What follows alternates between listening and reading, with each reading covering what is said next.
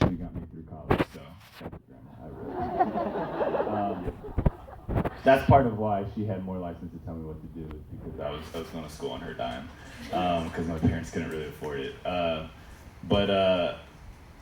think some of my parents' friends, afterwards they were like, "Hey, so saw your son got into Harvard.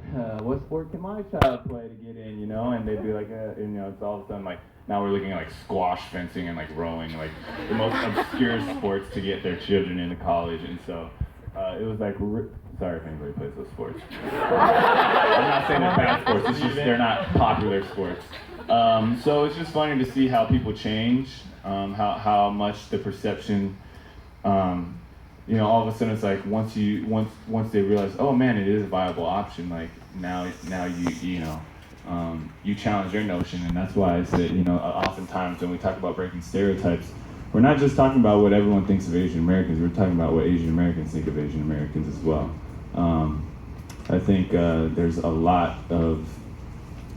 just a lot of like preconceptions that people always draw, and I think as long as you stay true to what you feel like you believe in, I think that you'll naturally eliminate a lot of what other people think. Because when you start listening to too much to what everybody else thinks, you can lose sight of what you're supposed to be doing.